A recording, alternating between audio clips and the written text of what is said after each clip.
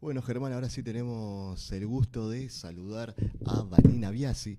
Ella es diputada nacional por el Partido Obrero y también es legisladora electa en la legislatura de la Ciudad Autónoma de Buenos Aires. Muy buenas noches, Vanina. Federico Lescano y Germán Báez, te saludamos aquí desde ¿Qué Resistencia tal? Chaco. Vanina, buenas noches. Una Buenas alegría noches. inmensa saludarte y bueno, agradecerte porque comentarle al público de que estás un poco enfermucha también. Sí. Bueno, preguntarte también cómo venís con eso, pero bueno, agradecerte, sí, diputada nacional entre tantas otras cosas, ¿no? Una reconocida dirigente del Partido Obrero, del Plenario de la Mujer Trabajadora.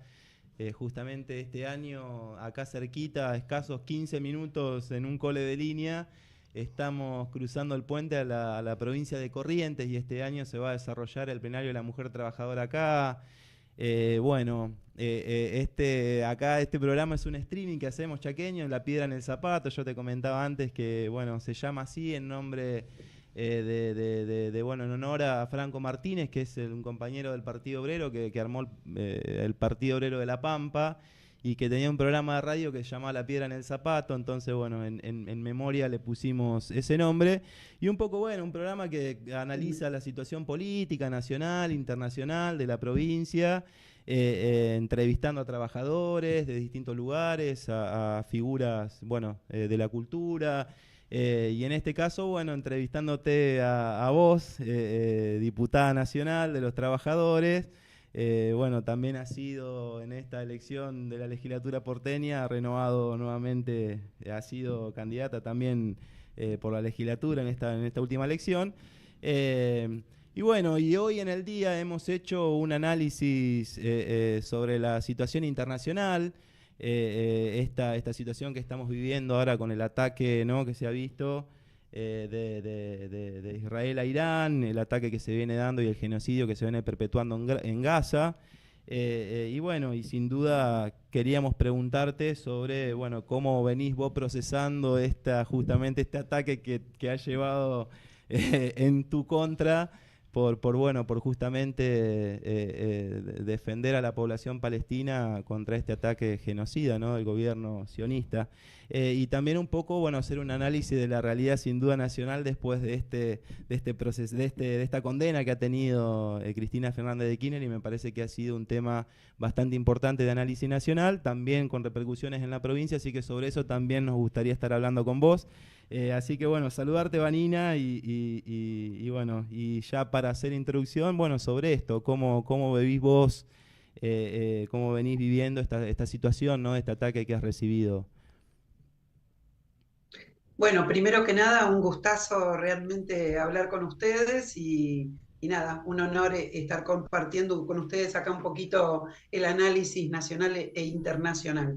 A ver, en primer lugar, primero señalar que efectivamente hoy en este momento están ocurriendo cosas terribles porque de alguna manera se está poniendo en evidencia una denuncia que hemos hecho desde el día 1, luego de la incursión de la resistencia palestina en el territorio de Israel, en el que señalamos que acá la intención no era solamente, digamos, terminar de colonizar el conjunto del territorio que pertenecía a Palestina, desplazar, asesinar a la población palestina de Gaza, también a la población palestina de Cisjordania, que durante todo este año y medio sufrió, bueno, encarcelamientos masivos, copamientos por parte de colonos de nuevos territorios, instalación de nuevos checkpoints que les impiden poder movilizarse adecuadamente por el que se supone que es su propio territorio, detenciones de menores de edad, detenciones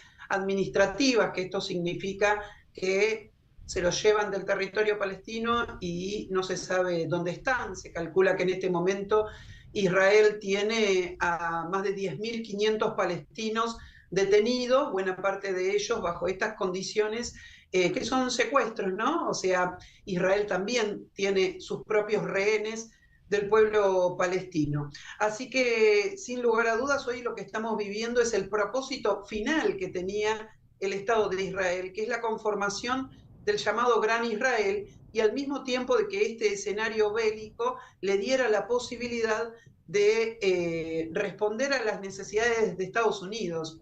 Y Estados Unidos no tiene como principal objetivo desplazar a la Franja de Gaza, a la población de la Franja de Gaza. Estados Unidos tiene como principal objetivo cambiar el régimen político en Irán, finalmente, digamos, y dominar plenamente lo que es el principal país de la zona que tiene armamento nuclear, que está preparado realmente para combatir a un ejército que es uno de los más preparados del mundo, como el israelí y el de Estados Unidos. Y entonces hoy estamos presenciando, digamos, los verdaderos objetivos que perseguía Donald Trump a través, digamos, de lo que fueron sus primeras declaraciones cuando asume como presidente, incluso en la campaña electoral. La arremetida de Israel hacia el territorio de Irán, particularmente el bombardeo sobre Teherán, que terminó con la vida de más de 70 personas y más de 500 heridos civiles, está relacionada directamente, digamos, ocurrió en el día 61, después de la amenaza de Donald Trump de obligar a Irán a terminar con su armamento nuclear en 60 días. Hace 61 días atrás, Donald Trump le dijo al régimen de Irán, ustedes o se desarman o vamos a atacar, y hoy está ocurriendo finalmente ese ataque. Esto lo digo porque las versiones originales del vicepresidente norteamericano es que ellos no habían sido consultados, y esto de ninguna manera es así. Que Israel avance a gran escala en una guerra contra Irán no es algo que Netanyahu pueda determinar en soledad, sino que definitivamente obedece a una estrategia de conjunto entre Estados Unidos e Israel. Yo realmente creo que hemos señalado con mucha antelación lo que acá estaba ocurriendo y lo que iba a ocurrir. Me gané en buena ley la persecución judicial porque simplemente el día 8 de octubre del año 2023 señalé que lo que había ocurrido el día anterior era responsabilidad del Estado de Israel, era responsabilidad de 15 años de apartheid en el territorio de Gaza. Estamos hablando de un territorio de 2,5 millones de personas, de las cuales esto fue un proceso progresivo, pero podríamos decir que concentradamente durante 10 años no podían ni entrar ni salir del territorio de Gaza, que es un territorio, digamos, similar a lo que podría ser la ciudad de Buenos Aires, ¿sí? Y a los únicos que les estaba permitido hacerlo en condiciones muy particulares eran 18.000 personas que tenían permisos para salir a trabajar fuera de la Franja de Gaza. Estos permisos no son lo que la gente imagina, digamos, no son un vía libre. Un día se le antoja al régimen no permitirle salir y no les permitía salir, otras veces los tenía retenidos en los checkpoints durante horas. El nivel de humillación que vivían este reducido núcleo de personas que podían salir a trabajar era absoluto y total. Estas fueron las condiciones en las que se dio el ataque del 7 de octubre del año 2023, y en este día lo que ocurre es que de 1.200 personas, la resistencia palestina, que son 12 organizaciones, no es solo Hamas, asesina aproximadamente al 60% de los que fallecieron el 7 de octubre, y el otro 40%, 30% aproximadamente, termina siendo asesinado por lo que se llama la doctrina Hannibal, ¿sí? Que es una doctrina que aplica el ejército israelí, por medio de la cual antes de que alguien sea capturado como rehén, ellos tienen la orden de asesinarlos, porque saben que la condición de rehén los condiciona luego a tener que negociar con el Estado de Israel. Bueno, esto es lo que ha ocurrido, y nosotros, a mí me tocó el 8 de octubre concurrir al debate presidencial con un pin de la bandera palestina en mi remera, y esto provocó que obviamente me pusieran en la mira. Ese día discutí con Feynman muy fuertemente, y al mes siguiente me inicia la causa Stornelli. Bueno, ¿cómo decirles que en el escueto texto por medio del cual me inician una causa, aplicándome la ley antidiscriminatoria, diciendo que yo fomento el odio religioso, cuando lo que yo señalo, y eso es por 2 tweets que hice en ese momento, cuando lo que yo señalo obviamente no tiene nada que ver con las religiones, tiene que ver con un movimiento político que es el que dirige el Estado de Israel, un movimiento que es un movimiento nacionalista religioso ahora, porque antes era simplemente nacionalista, ahora le conviene, digamos, escudarse detrás de la religión judía para finalmente cometer estos crímenes terribles que comete, y bueno, de alguna manera plantear que cualquiera que se oponga a sus políticas y a sus crímenes seríamos antisemitas. Bueno, todo esto es una deformación de la narrativa sionista, y bueno, nos pasamos todo este tiempo señalando, no solamente desde la Argentina, quienes estamos acá hablando, y muchos otros que nos manifestamos, porque yo soy un chivo expiatorio de esta situación, somos muchos los que alzamos la voz y señalamos que antisionismo no es antisemitismo, que esto es una manipulación del discurso del Estado de Israel para finalmente llevar adelante este propósito de el Gran Israel. El Gran Israel tiene objetivos de quedarse con partes de Siria, con partes de Líbano, y realmente esto no se puede, también con partes de Egipto, y esto no se puede llevar adelante sin, de alguna manera, bloquear, como les decía, al principal ejército opositor, que es el de Irán. En este momento, porque Arabia Saudita, el propio gobierno de Egipto en este momento ha mandado matones a ir a apedrear a lo que es la movilización por Gaza que se está llevando adelante. Bueno, ha mandado el ejército, ha mandado matones. Son gobiernos, digamos, que han elegido el camino de estar, bueno, supeditados a la política norteamericana y del Estado de Israel, en particular Egipto, que es un país con una deuda externa enorme y que finalmente tiene características, si se quiere, similares a las de Argentina en su sometimiento al FMI y compañía. Claro. Así que un poco es este el recorrido, lo que es llamativo de la causa que me siguen a mí. Bueno, Stornelli abre la causa mencionando en su escrito, por ejemplo, como cita de autoridad a Sergio Picolz. Yo les quiero recordar que Sergio Picolz era el vicepresidente segundo de la DAIA, que luego del noviembre del 2023 es expulsado de la DAIA porque dijo algo que no se tiene que decir. Se piensa, pero no se tiene que decir en las redes sociales, que es que hasta los niños palestinos son de Hamas, son terroristas para ellos y por lo tanto merecen ser asesinados. Bueno, esto el Estado de Israel se lo tomó muy en serio y se calcula que ya asesinó a 17.000 niños, aparte dejó mutilados y muertos de hambre a miles y miles más. Así que bueno, estamos en presencia de un régimen sumamente fascista en sus planteos, por este motivo también me persiguen, digamos. Cuando un régimen tiene principios supremacistas y racistas, es un régimen parecido al nazismo. Los nazis lo aplicaban en contra del pueblo judío, al que identificaban como comunistas cuando los tenían que acusar, contra los socialistas y los comunistas alemanes, contra los gitanos. Eso fue realmente el holocausto que tuvo como eje central al pueblo judío, pero que también masacró a millones más de personas, y finalmente hoy eso lo hicieron bajo principios supremacistas y racistas, ¿sí? Y hoy es ese mismo discurso el que prima en el Estado de Israel. Es una barbarie completa lo que ha ocurrido, ¿no? Y bueno, en este momento tenemos que rechazar con fuerza lo que ha sido la incursión bélica en Teherán de ayer, y en este momento Tel Aviv está siendo bombardeado por Irán, por agua y por la vía aérea, y bueno, realmente la situación es terrible. O sea, Estados Unidos y el Estado de Israel están llevándonos al escenario de un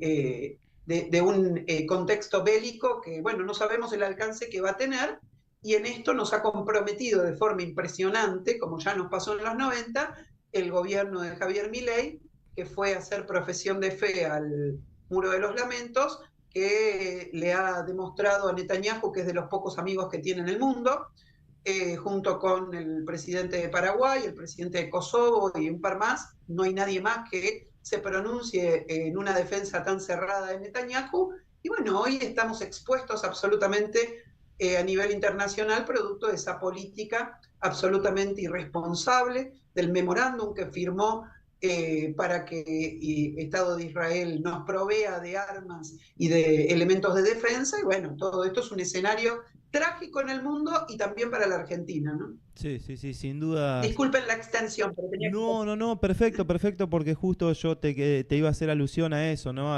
Bueno, a este Milei ahí en el Muro de los Lamentos llorando mientras garroteaban a los jubilados bueno, esta premiación también de Netanyahu, el genocida, justamente al gobierno de Milei por justamente reconociendo este lazo de amistad.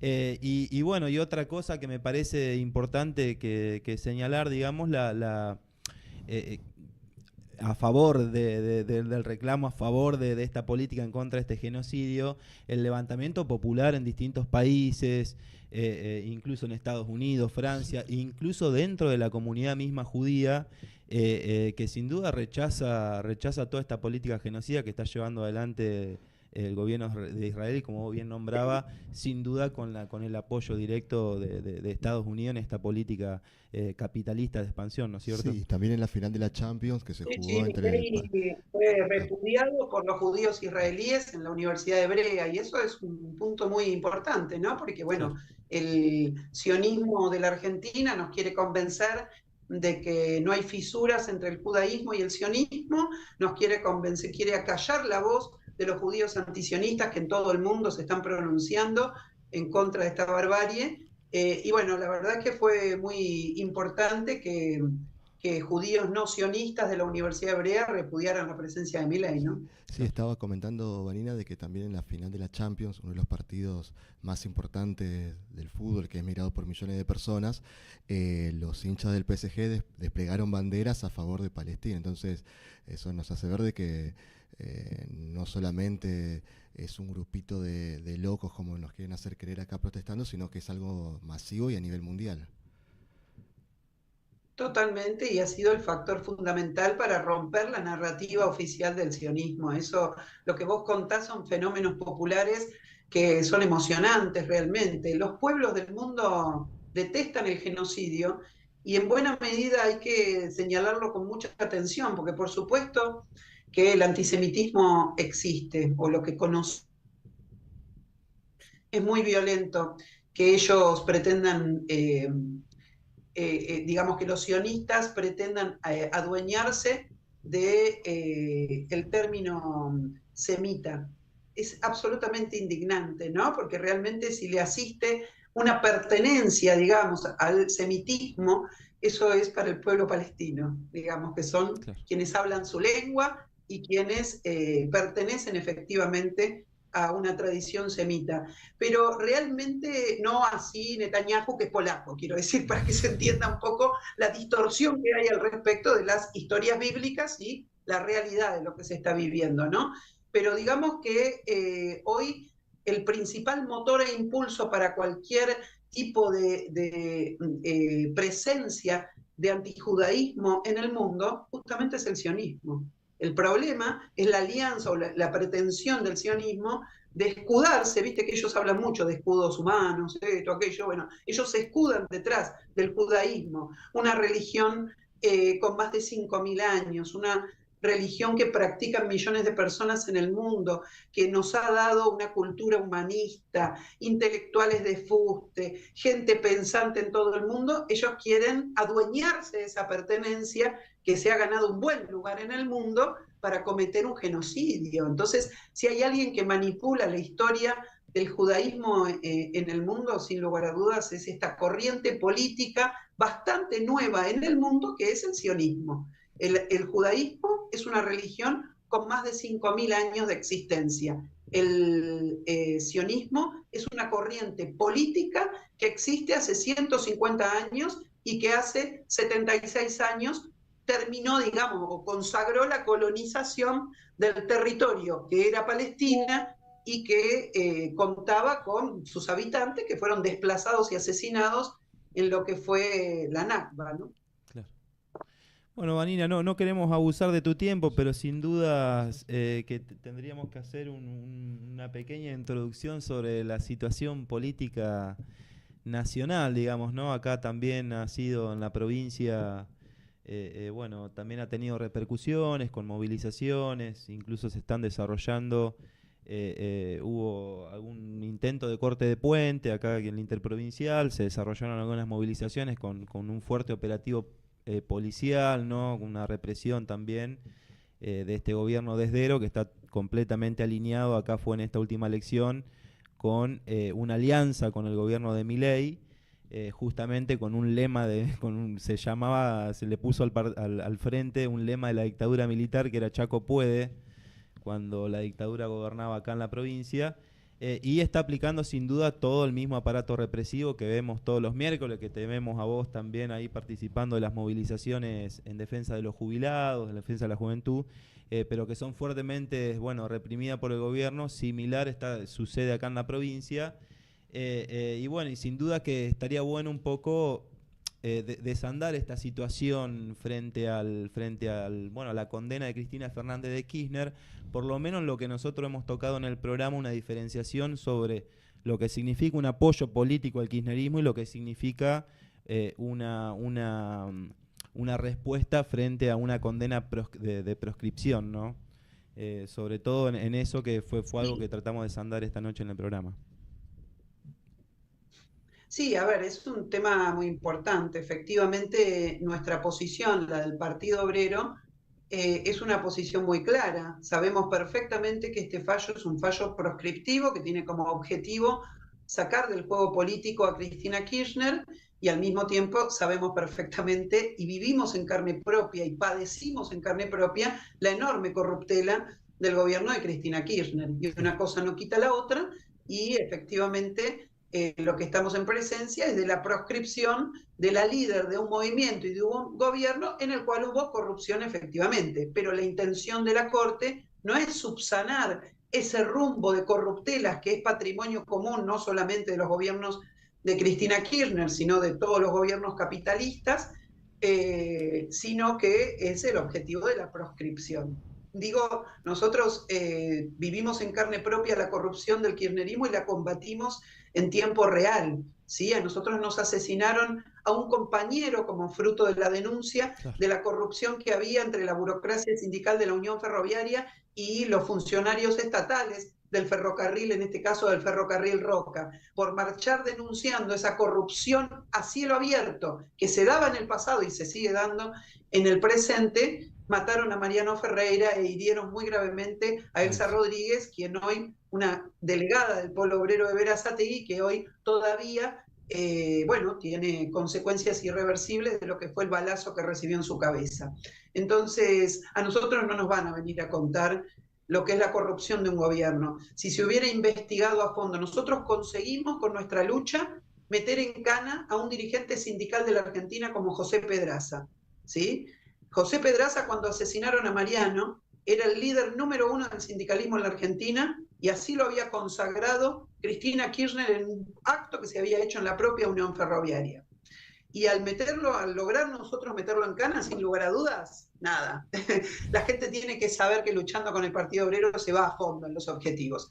Pero creo que, obviamente, si nos hubieran escuchado un poco más, se hubiera investigado la trama que había entre José Pedraza como jefe, como dueño, digamos, de empresas que regenteaban la tercerización del ferrocarril, y los funcionarios y empresarios del ferrocarril. ¿Por qué señalo esto? Porque si se hubiera investigado esa parte de la trama, no solamente la criminalidad de Pedraza, quizás se hubiera evitado la tragedia de Once que ocurrió 2 años después de que asesinaran a Mariano Ferreira, ¿sí? Así que acá es importante tener en cuenta esto. Nosotros tenemos posiciones diferentes dentro del Frente de Izquierda. Hoy hubo una reunión en la sede del PJ, el Partido Obrero ni concurrió el otro día a la sede del PJ a expresar solidaridad con los dirigentes del PJ que estaban ahí, de ninguna manera, ni concurrió en el día de hoy a la reunión que llamó el PJ a otras organizaciones, entre las cuales, por ejemplo, de nuestro frente fue el PTS solamente, no el MST, Izquierda Socialista, ni el PO, porque realmente pensamos que ellos están generando un escenario en el que lo único que les interesa es capitalizar electoralmente este momento y condicionar a la población para ellos hacer una buena elección y finalmente, digamos, quedarse con el aparato del Estado, que es por lo único que se mueven. Entonces, nos parece muy importante que la población no queremos dar señales confusas. Decir que la detención de Cristina Kirchner es un acto de proscripción política no significa que haya que andar franeleando demasiado con el Partido Justicialista de la Argentina, que es un partido que viene colaborando con Milei.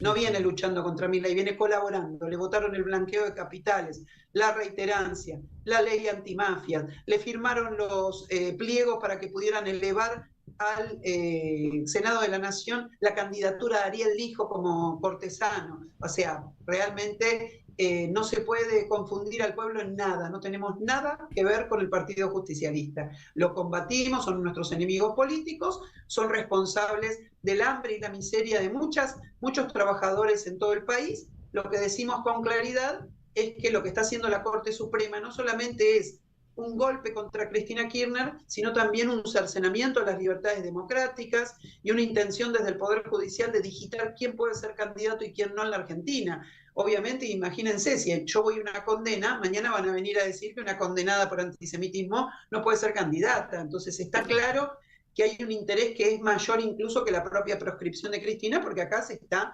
violentando las libertades democráticas. Bueno, nada, creo que esa es nuestra posición. Y sin lugar a dudas creo que hay que defender fuerte este campo de independencia, ¿no? Sí, muy, muy claro, Vanina, y bueno, y sin dudas de que a la par de esta situación estamos viendo, bueno, la lucha de Garrahan. Tuvimos la posibilidad de entrevistar en el programa anterior a trabajadores de ahí. Acá también se vienen desarrollando asambleas en los lugares de la salud, pero incluso hasta en la Casa de Gobierno, los judiciales, trabajadores de la lotería. Distintos sectores vienen justamente en un estado de asamblea, más allá de esta condena de Cristina, quiero decir, desarrollando asambleas justamente por los reclamos salariales y laborales. Digo, es ahí donde hay que enfocarse más allá de esta intención política que busca el peronismo, porque acá la verdad que nos ha invitado incluso a nosotros también a participar de unos congresos que se van a desarrollar en estos días, en defensa pura y exclusivamente de Cristina. Acá también un peronismo que no solamente ha sido el responsable del asesinato de Cecilia, encubriendo lo que es un resultado final de la corrupción en la provincia, pero aparte responsable de la precarización, del desmonte, del ataque a los originarios, a las mujeres, con cifra récord en femicidio. Bueno, sin duda gobierno responsable de la realidad que estamos viviendo en la provincia, y que de repente ahora no nuclea a varios sindicatos que no han movido un dedo por los reclamos de los trabajadores, que ahora de repente salen por esto, aparte de la centroizquierda, movimientos sociales también, que digamos que están llevados por esta situación, y que me parece muy importante, bueno, esto, poder hacer esta aclaración en la diferenciación, en un apoyo político a estos partidos, con una diferenciación que me parece que fue clara de tu postura en un análisis sobre lo que tiene que ser una defensa contra la proscripción, pero bueno, me parece que es importante en estas luchas, ¿no?, marcar justamente una independencia de estos partidos. No sé qué análisis podés hacer vos sobre al futuro para los trabajadores, cómo irrumpir en este escenario. Bueno, creo que la clave está en esto que vos marcabas, que tiene que ver con el apoyo a las luchas por el salario, por las condiciones de vida de la clase trabajadora y por, digamos, generar un campo de conciencia de clase que nos muestre que solamente los trabajadores luchando en las calles vamos a poder terminar con Milei y con sus expresiones provinciales. Creo y no solamente eso, sino aparte condicionar a los que no son sus expresiones provinciales, pero también son unos hambreadores, como ustedes señalaban, gobierno de Capitanich y de peronismo durante tantos años en el Chaco. Entonces creo realmente que el camino es apoyar, como decían ustedes, al Garrahan, a los compañeros docentes de Catamarca que están luchando, a los compañeros estatales. Digamos, estamos en presencia de 50.000 despidos en el sector estatal, estamos en presencia, acaba de aumentar nuevamente la desocupación en la Argentina. Tenemos un proceso realmente, bueno, ni que hablar de la pérdida de soberanía, la entrega de recursos naturales, la profundización de toda esta realidad de entrega, de desmontes. Ahora nuevamente se va a avanzar sobre la ley de glaciares. Quiero decir, realmente el escenario es sumamente reaccionario y derechista. El peronismo forma parte de esta reacción no ha emprendido luchas en contra de esto y nosotros tenemos que apalancar las luchas. Ahí tenemos que estar y hacer consciente a la clase trabajadora que ella interviniendo y reclamando que se vaya el gobierno de Milei, que se vayan los mileístas de las provincias, etcétera, realmente va a ser la única manera de contrarrestar este proceso político tan reaccionario. El PJ está absolutamente derechizado. Bueno, la UCR, ustedes son el vivo retrato, digamos, del extremo de su derechización. Lo mismo ocurre con otros espacios políticos, digamos todo, quiero decir, en este momento hay diputados de la coalición cívica que han viajado al Estado de Israel y a los cuales la Embajada de Israel les dicta lo que tienen que escribir en las redes sociales, entonces se da el absurdo de que un diputado del PRO que viajó y otro de la coalición cívica, los dos escriben lo mismo Coinciden. en sus Twitter, porque se los dictó la Embajada de Israel lo que tienen que escribir, es un escándalo. Digamos. Entonces, para que vean también que la coalición cívica absolutamente derechizada, la vemos Elisa Carrió criticando a Milei, diciendo que ella no va a admitir nunca que Karina Milei sea su jefa, ya es la jefa de Carrió, que no se haga los rulos, diría Cristina, porque lo que hizo fue aprobarle la ley bases, el paquete fiscal y el acuerdo con el Fondo Monetario Internacional, la coalición cívica. Le dio los principales instrumentos para que llegaran acá con las facultades delegadas a puro DNU, cagándole la vida a los trabajadores de este país. Así que bueno, el escenario es de una derechización brutal y por eso tenemos que arremangarnos desde muy abajo, desde la izquierda, y bueno, nada, tratar de conquistar aquello en lo que hoy la clase trabajadora todavía no nos vio como una opción, vamos a decir en términos electorales, pero que bueno, nosotros no vamos a resignar. Las elecciones también son un escenario distorsivo a veces. Y eso hay que entenderlo también en términos políticos, etcétera. Para lo que sí nos ven es para la lucha, porque a nuestra puerta golpean todos los trabajadores que quieren salir a luchar. Y nosotros estamos para eso. Realmente estamos para eso y estamos orgullosos de estar para eso. Así que nada, vamos a fomentar e incentivar mucho ese terreno. Vanina, antes de despedirte te quería consultar cómo ves el poroteo ahí atrás de bambalinas en el Congreso en caso de que Milei vuelva a vetar el aumento a los jubilados, porque recordemos que ya se dio media sanción en la Cámara de Diputados y es muy probable que se dé sanción total en el Senado, pero Milei ya adelantó, en realidad adelantó francos, de que la va a voltear el gobierno a esta ley, la va a vetear. ¿Cómo ves el poroteo? ¿Se podrá llegar a los 2/3 de los legisladores en diputados? Mira, es muy correcto lo que planteas. Efectivamente ya tienen ingreso en el Senado, ingreso oficial, la media sanción de la emergencia por discapacidad, la media sanción de jubilados, tanto en lo que respecta a la prórroga de la moratoria como al aumento del bono y al aumento, a la equiparación, digamos, con lo que fue la inflación de diciembre. Mira,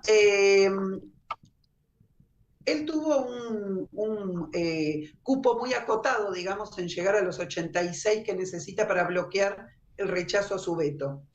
Y en este momento tiene un escenario un poquito más complicado. A ver, si concedemos que la movida de la Corte Suprema fue más de Macri que de Milei, si concedemos que hay cierto choque en este momento entre el PRO y la Libertad Avanza, bueno, no hay que descartar que ocurra algún escenario en el cual pierdan esos 86, en realidad tuvieron 87 finitos que después se fueron a comer el asado a Olivos a festejar que le habían sacado un plato de comida de la mesa a los jubilados. Entonces, efectivamente hay un escenario que políticamente está un poquito enrarecido. Como ustedes saben, entre ese grupo de gente reportan 5 radicales que bueno, que son realmente más mileístas que Milei, y luego el tema está dentro del propio bloque del PRO, que el otro día se abstuvo en varios puntos. Bueno, veremos cómo actúan finalmente cuando queramos bloquear el veto presidencial, pero quiero decir, el escenario no está idéntico al que fue cuando lo vetaron el año pasado, así que vamos a ver, va a depender mucho de la lucha, el impulso que se dé a la pelea que necesitamos. Bueno, Vanina, sin duda que agradecerte eternamente por este momento. Desearte, no sé cómo vendrás transitando tu problema de salud que tenías, pero desearte una pronta recuperación. Perfecta, mira, Estás bien, voy a pero hablar no, de corridos.